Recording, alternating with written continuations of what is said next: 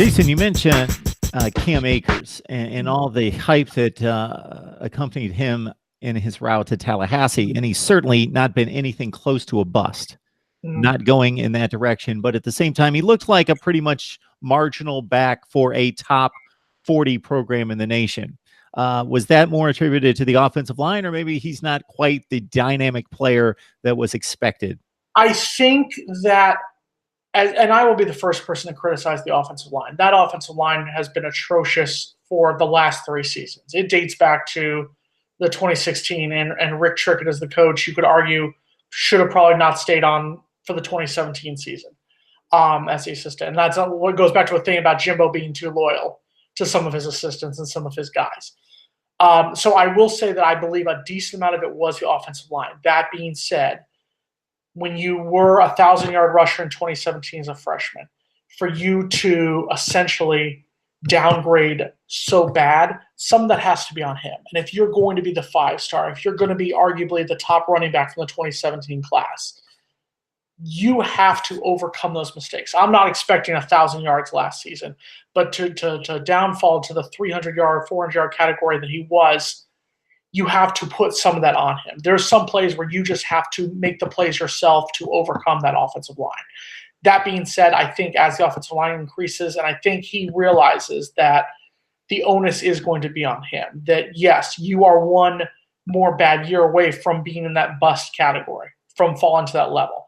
Hopefully a fire got lit under him.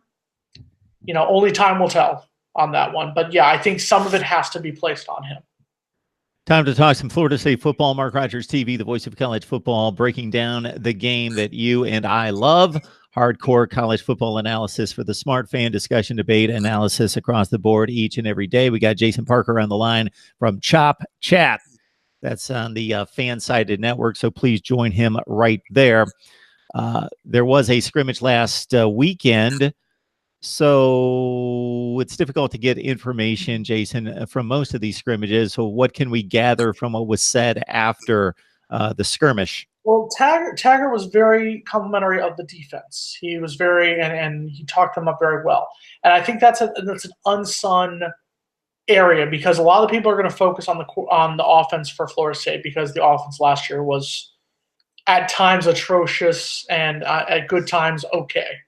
But I think defense is going to be the key, because not just you want to see improved play from a secondary that was among one of the worst in college football last year, which is disappointing because of the amount of 5-star and 4-star talent that's in that group.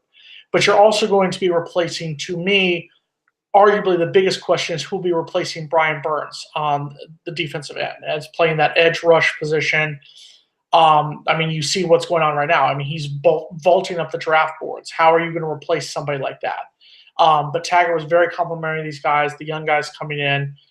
So I think that's going to be the issue that you're going to see. The offense will be better next year.